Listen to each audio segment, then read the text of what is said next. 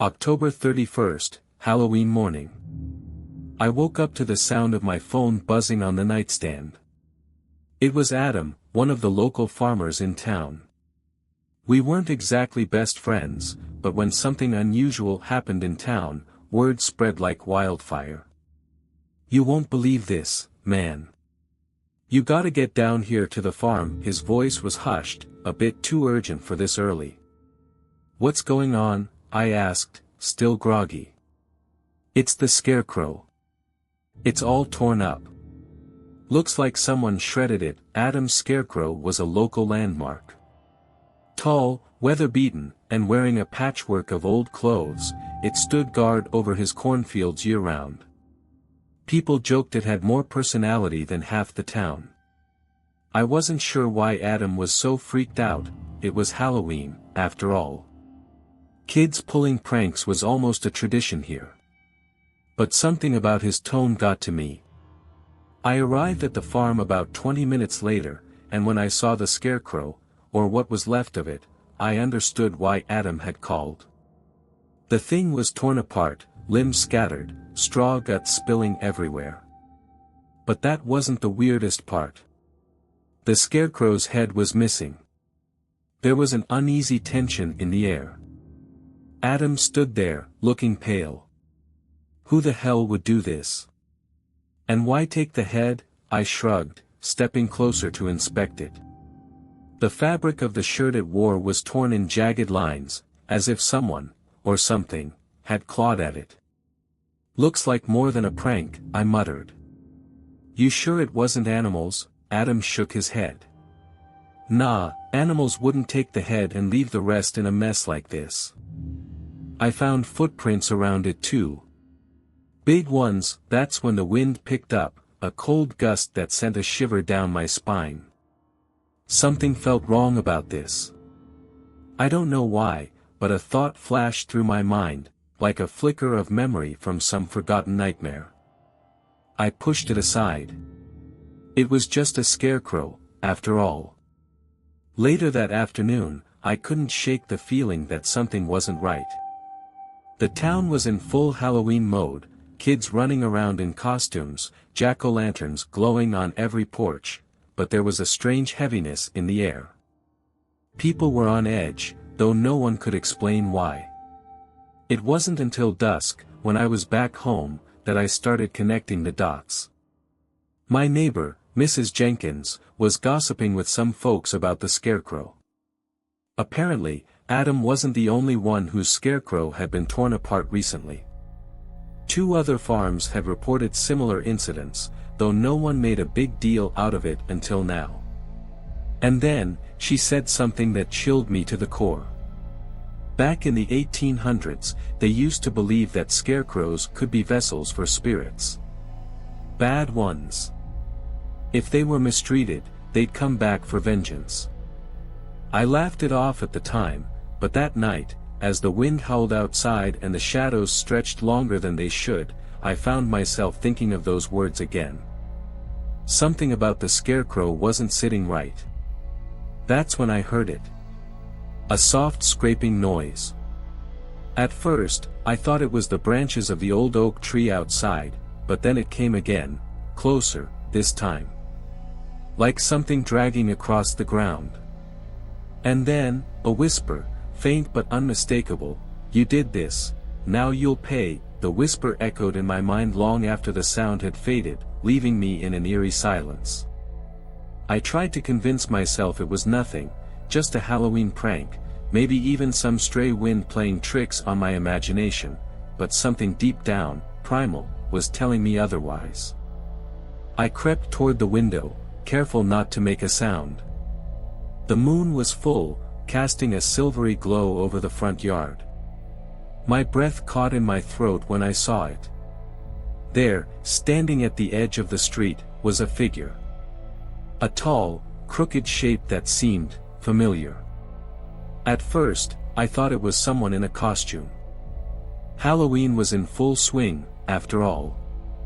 But then the figure took a step closer, and I saw the tattered clothes, the straw sticking out from its torn limbs, and worst of all, the ragged, empty space where its head should have been. The Scarecrow. I blinked, shaking my head in disbelief. There was no way, that thing had moved on its own.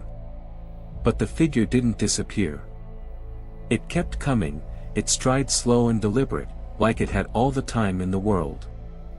I stumbled back from the window, heart pounding. I was losing it.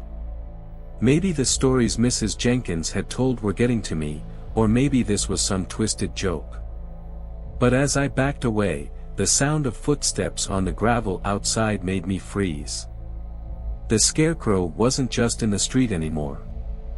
It was heading for my house. I ran to the door, locking it in a panic, then grabbed my phone to call Adam. My hands were shaking so badly I almost dropped it, but I managed to dial his number. "Adam? You there?" I whispered, trying to keep my voice low. The line clicked, and his voice came through, but it wasn't the relief I expected. "You hear it too, don't you?" His voice was flat, devoid of emotion. "Hear what?" I asked, dread pooling in my stomach. "The Scarecrow. It's looking for something." There was a pause, and then he added, "No, it's looking for someone." I didn't like where this was going. "Adam, what are you talking about? This isn't some prank, is it?" "No prank." His voice wavered for the first time. "I did some digging after you left today. There's an old story, something people don't talk about anymore. A long time ago, the farmers in town did something bad. I think the Scarecrow knows. It wants revenge." "What the hell are you talking about?" I whispered harshly, but before he could answer, a loud crash came from the back of the house. Something was inside. I dropped the phone and bolted toward the kitchen, where the sound had come from.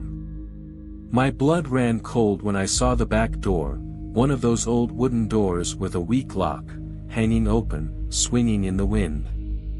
The footsteps, slow and heavy, echoed through the hallway.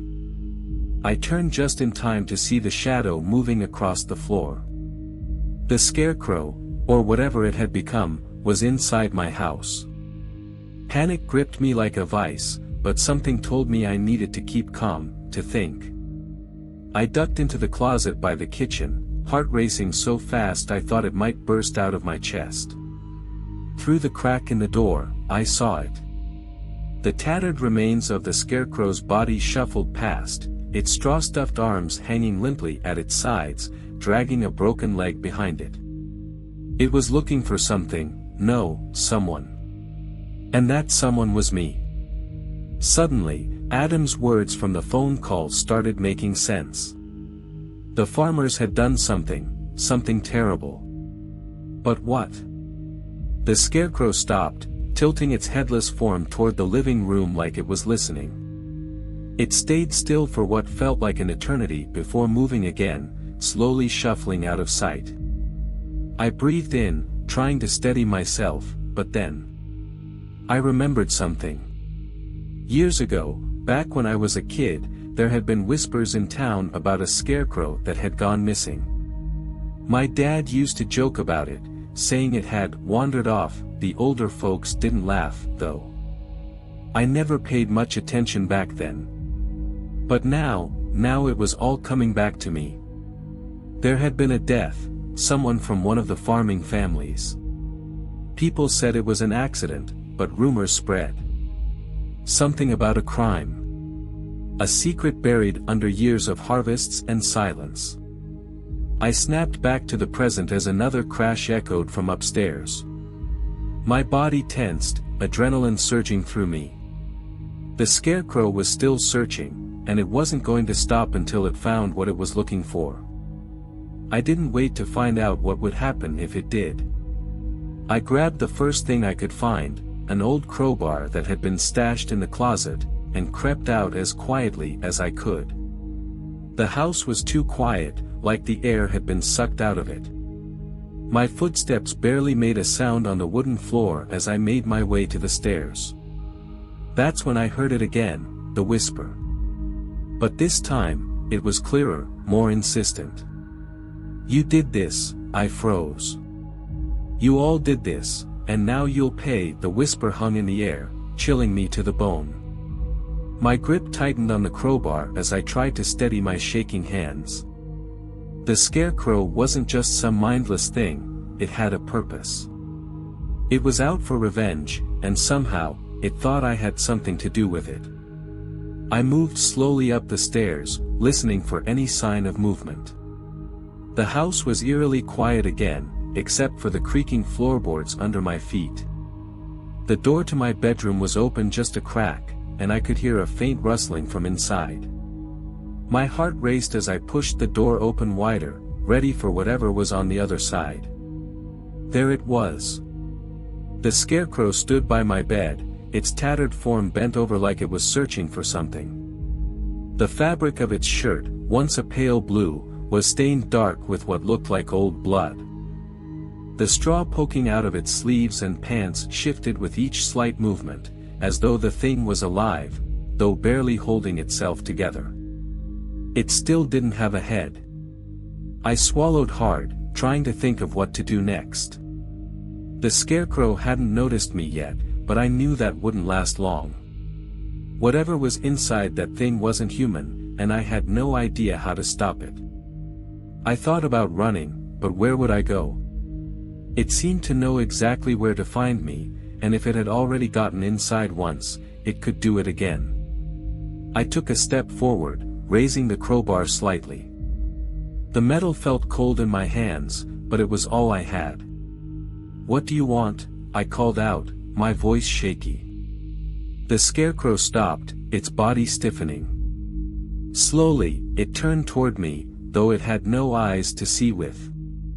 Still, I could feel it staring at me, like it knew exactly where I was. And then, from somewhere deep within that headless form, it spoke. "You," my heart slammed against my chest. "What the hell do you mean?" I didn't do anything. The Scarecrow stepped forward, its ragged body swaying with the motion. "You carry the sin of those before you, the blood on your hands." I took a step back, mind racing. Blood? What was it talking about? I hadn't hurt anyone. I was just a guy from a small town, not involved in any of the old rumors or bad blood between the families. But as the Scarecrow's words sank in, I started to realize what it meant. It wasn't about me, not directly. It was about something that had happened years ago, something my family had been a part of. I remembered my grandfather telling stories when I was a kid, stories about a feud between farmers, back when the town was still growing. My family had owned a lot of land back then, and there had been fights over it, disputes that turned ugly. One night, after too much whiskey, my grandfather had let slip that there had been an accident in the cornfields. Someone died, but it was hushed up. No one ever spoke about it again. Until now. The Scarecrow took another step closer, its straw limbs scraping against the wooden floor. "You, all of you, betrayed me." My mind was spinning, trying to piece everything together. "Wait," I said, taking a deep breath. "You're not just a Scarecrow, are you? You were someone." What happened? It stopped again, and for a moment, the room was filled with an oppressive silence. Then, the whisper came back, but this time, it was laced with fury. "I was murdered." The word hit me like a punch to the gut. Murdered? My family? Was that what my grandfather had been trying to hide all those years? I remembered the fear in his eyes that night, the way he had quickly changed the subject and never spoke about it again. I never knew who had died, or how. But now, it was standing in front of me. I didn't know," I stammered, stepping back until I was pressed against the wall. "It wasn't me. I had nothing to do with it." The Scarecrow's body jerked forward, the straw stuffing rustling with anger. "You carry their blood. Their guilt." It was getting closer, and I had no idea how to stop it. My mind was racing, trying to think of a way out. I needed to know more, something that could help me. Who did it? Who killed you? The Scarecrow hesitated, its body twitching as though it was trying to remember. Finally, in a voice that sounded more like a growl, it said, "Your grandfather. He and the others, they took my life and left me to rot in the fields." I felt like the ground had dropped out from under me. My grandfather, the man I'd looked up to my whole life, had been involved in a murder. And now, this thing, this vengeful spirit, was here to punish me for it. "Please," I whispered, gripping the crowbar tightly. "I didn't know. I'm not like him." The Scarecrow didn't move for a moment, as if weighing my words. Then, slowly, it raised one tattered arm and pointed directly at me. "You will pay, for all of them." I barely had time to react before it lunged at me. I swung the crowbar as hard as I could, the metal connecting with the Scarecrow's torso with a sickening thud. Straw exploded from the impact, but it didn't stop. It kept coming, its arms outstretched, reaching for me. I stumbled backward, my heart pounding in my chest. This thing, whatever it was, wasn't going to stop. Not until it had its revenge. And I wasn't going to let that happen. The Scarecrow lunged again, its gnarled straw limbs swinging wildly. I barely dodged to the side, heart pounding in my chest like a war drum.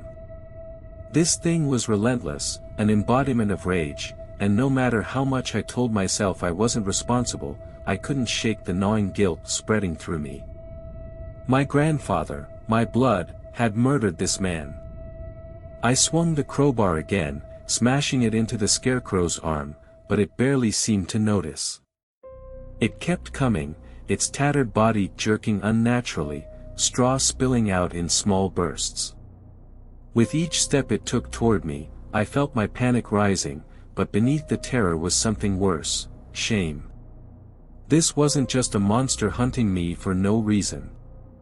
This was justice, and I was its target. As I backed toward the stairs, I felt a surge of anger well up in me, anger at my grandfather, at the secrets he had buried, at the way this town had covered up something so dark for so long. No one ever talked about it, no one ever told me. And now, I was paying the price. The Scarecrow let out a low, guttural sound that could only be described as a growl. "You, all of you, hid the truth. I didn't know." I yelled, my voice cracking under the weight of the moment. "I didn't know what he did." The Scarecrow's ragged form twitched, but it didn't stop advancing. "You knew," it rasped, its voice a horrifying mix of human and inhuman. "In your bones, you knew." I stumbled backward into the wall, clutching the crowbar like it was a lifeline. My chest felt tight, as if the air was being squeezed out of me. It was right.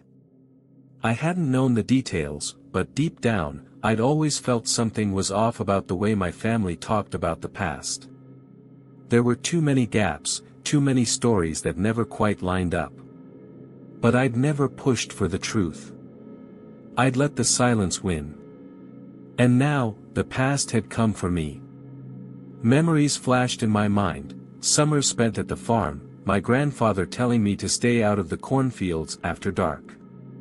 The way he'd get quiet and uneasy when certain names came up in conversation. How he'd once gotten drunk and said something about sins catching up with us. But he'd never explained, and I'd never asked. The Scarecrow was only a few feet away now, and I could feel the weight of its presence pressing down on me, suffocating me. My pulse raced, a cold sweat beading on my forehead. I couldn't fight this thing forever. But I wasn't ready to die, either. Not for something I didn't do. But guilt is a funny thing. It clings to you, even when you know you're innocent. I couldn't shake the feeling that this was somehow my fault, that I was complicit in whatever my grandfather had done just by being his descendant. "I'm sorry," I whispered, tears pricking the corners of my eyes. "I'm sorry for what he did to you. The Scarecrow paused, its crooked form towering over me. For a moment, everything was still. Then it spoke again, in that horrible, broken voice. Too late. The words hit me like a physical blow. There was no reasoning with this thing. It wasn't here for an apology, it was here for vengeance. The weight of its fury was too great, too old, and it would never be satisfied with mere words. My mind raced. There had to be something I could do, some way to make this right. I didn't know the whole story, but if my family had caused this, maybe there was a way to break the cycle. But how? The Scarecrow wasn't just some spirit I could appease with an offering or a prayer. It was a force of nature, a wrathful embodiment of all the pain and betrayal it had endured. And yet, maybe that was the key. I backed up, forcing myself to think through the fear.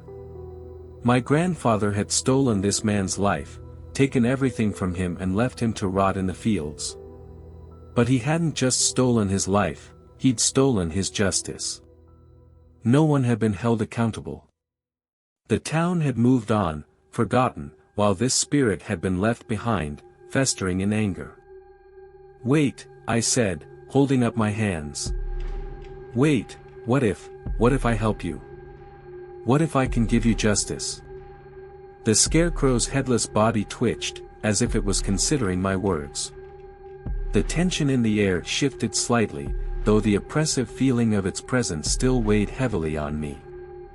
What if I can make them remember?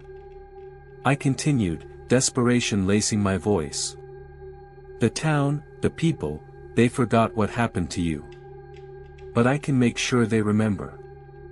I can tell everyone what my family did. You'll get the justice you deserve. For a moment, I thought maybe, just maybe, it had worked. The Scarecrow's twisted limbs seemed to relax, just a fraction. But then it moved again, its body jerking toward me with renewed purpose. You can't undo death, it hissed, its voice low and venomous. You can't fix what's been broken. I felt a tear slip down my cheek, panic rising in my throat. This was it. There was nothing more I could do. I had failed. The Scarecrow reached for me, its straw-stuffed hands curling toward my chest. I closed my eyes, bracing for the inevitable. My eyes squeezed shut, heart hammering so loudly I thought it might burst. I braced for the inevitable, the cold grip of the Scarecrow's hands, the weight of my grandfather's sins finally crashing down on me. But instead of death, there was silence. I slowly opened my eyes, expecting to see the Scarecrow towering over me, but it had stopped just inches away. Its headless form stood frozen, straw limbs trembling as if some unseen force was holding it back. For a split second, I didn't understand what was happening. Then I heard a voice, not the Scarecrow's voice, but something different, distant, yet familiar. Justice, not vengeance. It was like a whisper carried on the wind, but it wasn't coming from the Scarecrow. It was coming from somewhere else. Somewhere far beyond the broken shell of straw and cloth in front of me. The Scarecrow twitched violently, like it was fighting something, like it was being pulled in two different directions. Its headless body shook, straw spilling out onto the floor. I could see the fury in its movements, the sheer force of the anger that had kept it alive, or whatever it was now. But something else was there too. Something that felt sad. Desperate. Justice, the voice whispered again, and I realized it wasn't just some random sound. It was coming from within me, or rather, from something deep in my family's history. My grandfather had tried to bury this secret, to cover it up, but there was still a part of that old story that hadn't been told, a part that could be redeemed. I took a shaky breath, my mind racing. This wasn't just about survival anymore. It was about giving this spirit, this vengeful Scarecrow, what it really needed. Not just revenge, justice. You can't undo death, I whispered, repeating the Scarecrow's own words. "But I can make sure your story isn't forgotten." The Scarecrow froze, its ragged form swaying in the dim light of the room. The oppressive weight of its presence eased just slightly, like it was listening. "I'll tell everyone," I said, my voice gaining strength. "I'll tell the town what happened to you. My family, the others, they tried to hide the truth. But I won't. I'll bring it to light. I'll make sure people remember what they did to you." For a moment, nothing happened. The Scarecrow stood there, silent and unmoving.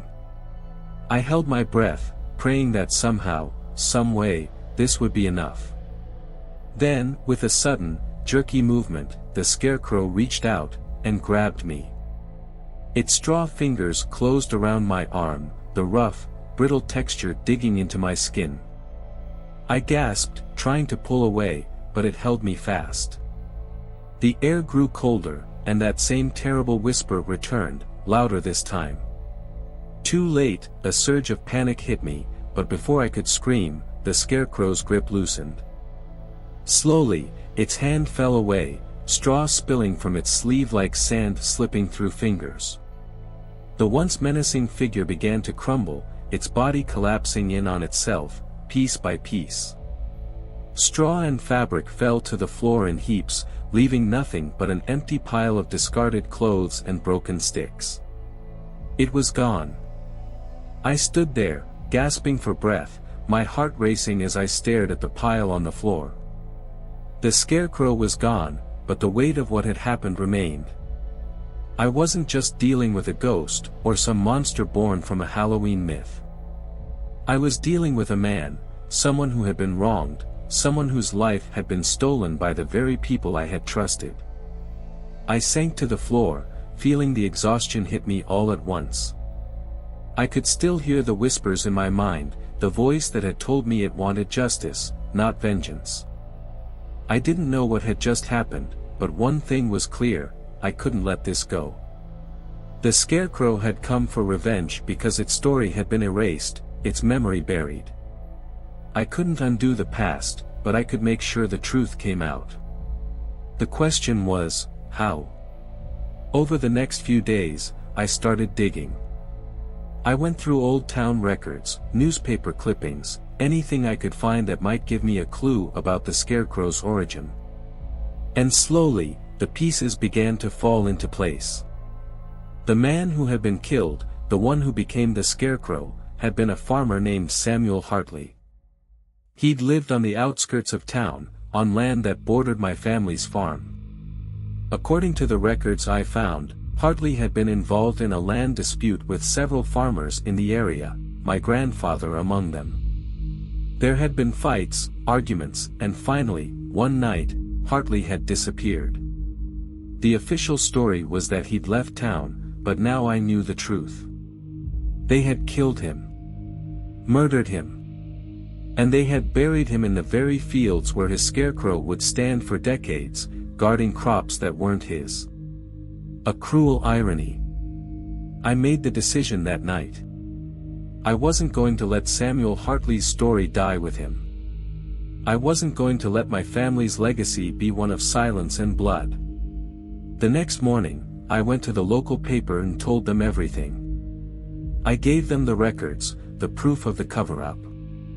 I told them about the night the Scarecrow came for me. I didn't care if they believed the supernatural part, what mattered was the truth about what had happened. Samuel Hartley deserved justice. And I was going to make sure he got it. The next few days felt like a blur. The local paper ran the story about Samuel Hartley's murder under the headline, "The Town's Forgotten Sin." They didn't delve into the supernatural aspect of my encounter, of course, but that didn't matter. The truth was out there now, my family's dirty secret wasn't going to be buried any longer. People in town started talking. Whispering. The old-timers who still remembered the Hartleys grew quiet whenever the topic came up, as if they'd always suspected something was off but never dared to question it. For the first time, I felt a strange sense of relief, like a weight had been lifted off my shoulders. The Scarecrow was gone, and I had done my part to make sure that Samuel Hartley's memory wasn't forgotten. But even though I had gotten what I thought I wanted, the unease still lingered. Something about the whole thing felt unfinished. I spent hours each night lying awake, the Scarecrow's raspy voice echoing in my head, "You can't undo death." No, I couldn't. No matter how much I tried, I couldn't bring back what was taken from him. Justice could only go so far, and some wounds, like death, couldn't truly be healed. But then I'd think about the moment the Scarecrow crumbled in front of me, how it hesitated when I promised to tell his story. It had felt different. As if, in some twisted way, Hartley's spirit had accepted that this was the closest thing to peace it could get. A week after the article was published, I got a visit from Adam. He hadn't called since that night, and I was surprised to see him standing at my door. "Hey, man," he said, his voice quieter than usual. "I read the article." I stepped aside to let him in. We hadn't spoken about the Scarecrow since that night at his farm, and now that everything had come to light, it felt like we were both wading through the wreckage of something much bigger than ourselves. "You believe it?" I asked him, half joking, trying to break the tension. Adam's face was serious. "Yeah, I do. I don't think it's over though." My stomach tightened. "What do you mean?" He took a deep breath and ran a hand through his hair. "I did some more digging myself. There's more to this, more than just your grandfather and Hartley. The other farmers, the ones who were involved in the land dispute. They're all connected. I think Hartley wasn't the only one who got buried in those fields." A chill crawled up my spine. "What are you saying?" Adam looked at me, his face pale. "I think there's more buried out there, in the cornfields. Other people, other bodies. Hartley wasn't the only victim." The weight of his words sank in, and suddenly, the relief I'd felt just a few days ago vanished. I had thought I was bringing closure to a decades-old crime, but now it seemed like I had only scratched the surface. If Adam was right, then Hartley wasn't just a lone spirit seeking justice, he was part of something much darker, something bigger than either of us had realized. I couldn't believe it. My family had been at the heart of this, and the idea that there were more victims, more secrets, made me feel sick. The ground beneath my feet felt unsteady, like I was standing on the edge of something I couldn't fully comprehend. "We need to find out what really happened," Adam said, his voice firm. "There's no turning back now." We started digging into the town's history, looking for any other records that might show a pattern of missing people or disputes that had gone unresolved. The more we uncovered, the worse it got. There were at least 2 other farmers who had vanished under mysterious circumstances around the same time as Samuel Hartley. No one had ever connected the dots before, but now, with the truth about Hartley out in the open, it seemed clear that these disappearances weren't accidents. There was something more insidious going on. The Scarecrow hadn't just been after me, it was trying to right an entire town's worth of wrongs. The worst part was realizing that my grandfather wasn't the only one responsible. Other families, other farmers, had been involved too, and their descendants were still living in the town, just like me. If the Scarecrow had only targeted my family first, what was stopping it from going after the others next? I couldn't sleep that night. The fear that the Scarecrow, or something worse, wasn't truly gone gnawed at me. I kept thinking about the field, about the lives that had been stolen and the secrets buried in the soil. It felt like the whole town was sitting on a powder keg of guilt, and we were all just waiting for the next spark to set it off. The next morning, I made a decision. I wasn't going to let this go. If there were more bodies, more people who had been wronged, they deserved justice too. I didn't know if it would stop whatever dark force had taken hold of Hartley's spirit, but I had to try. I met up with Adam and we headed to the town council.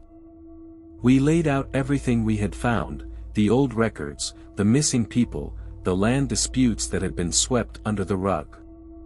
At first, they didn't believe us.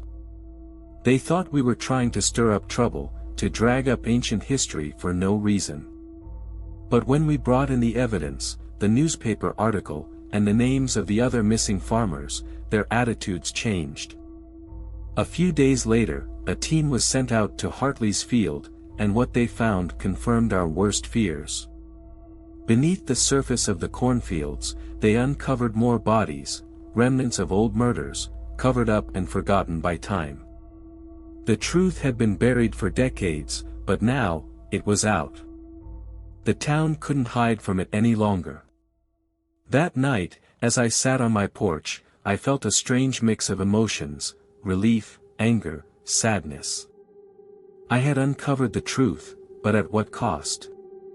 The Scarecrow was gone, at least for now, but the scars it had left on this town would never fully heal.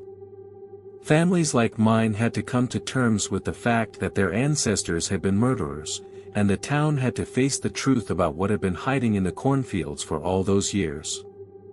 I stared out into the darkness, the wind rustling through the trees, and for the first time in weeks, I felt a sense of stillness. Maybe Samuel Hartley could finally rest now. Maybe the dead could stop seeking their revenge. But in a town with this much blood on its hands, I wasn't sure if true peace was ever possible. A few weeks passed after the discoveries in Hartley's field. The town was buzzing with rumors, but a strange stillness hung over everything. It was as if the whole place had been drained of its usual life, as though uncovering the truth had sucked the energy from everyone. The haunted whispers of the past were no longer just buried secrets, they were out in the open now, and they left an uncomfortable tension in the air. People were uneasy around me. They didn't say it outright, but I could feel it. Some families had been tied to the murders, mine included, and now that the truth was out, those of us connected to the old crime were treated with suspicion. It didn't matter that I had done everything I could to set things right. I was still one of them, descended from those who had spilled blood to protect their land. I couldn't blame them, honestly. The horror of what had been done was too much to easily forgive.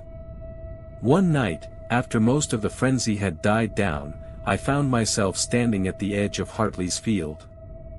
The moon was high, casting pale light over the rows of corn that swayed gently in the wind. It was a peaceful night, eerily so, considering what had been unearthed here just weeks before. The ground, once so silent, now seemed alive with the weight of everything that had happened. I walked through the field, my boots crunching against the dry earth, and stopped where they had found the bodies, where Hartley's Scarecrow had stood watch all these years, guarding a terrible secret. The Scarecrow itself was gone now, removed and burned to ashes, but the memory of it still lingered in my mind. I thought about everything that had happened. The fear, the guilt, the sense of being hunted by something I couldn't understand. I had tried to make amends for the sins of the past, but the truth was, you couldn't fully erase something like that. No matter how much justice was served, the damage had been done. Lives had been lost, families torn apart, and the scars, both literal and emotional, would never fully fade. As I stood there, staring out into the endless rows of corn, I felt a strange calm settle over me. The Scarecrow had come for vengeance, but maybe, in a way, it had also come to remind us of something more important, that the past, no matter how deeply buried, would always come back to haunt us if we didn't confront it. I wasn't sure if I had done enough to satisfy Hartley's restless spirit, or if he was truly at peace now. Maybe he would never be. But I had done what I could. I had faced the truth, brought it to light, and tried to make things right. That was all anyone could do. The town was quieter after the truth came out. People didn't talk about the murders as much anymore, but the weight of it was still there. Families like mine, tied to the events of the past, would forever be marked by it. Some people had moved away, unable to live with the history that had been dug up, while others stayed, trying to carry on as best they could.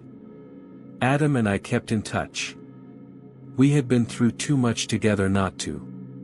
He was the only one who really understood what I had gone through, and we often met up just to talk about it, to process everything that had happened. There were nights where we would sit in silence, staring at the fire pit in my backyard, the crackling flames the only sound between us. Words didn't always feel necessary. We had both lived through something that words couldn't fully capture. In time, the town began to heal, though it was slow and fragile. The fields grew full again, the crops coming in strong, but the ground would always hold the weight of what had been buried beneath it. Every time I passed those fields, I felt a pang of sadness, a reminder that justice, even when served, couldn't undo the past. But there was a lesson in all of this, one that I had come to understand more clearly as the weeks and months passed. The truth, no matter how painful, had to come out. You couldn't bury the past forever. It would always find a way to surface, and when it did, you had to be ready to face it. I wasn't haunted by the Scarecrow anymore, but its presence had left an indelible mark on me. It had taught me a lesson that I would carry for the rest of my life: you can't outrun your history. It will follow you, no matter how far you go, and the only way to find peace is to confront it head-on. So if I had any advice for anyone in a similar situation, it's this: don't ignore the signs. If something feels wrong, it probably is. And don't wait for the past to catch up with you. Dig it up, face it, and deal with it before it comes for you in the dead of night, wearing the face of something you thought you'd long forgotten. Because trust me, it will come. And when it does, you'd better be ready.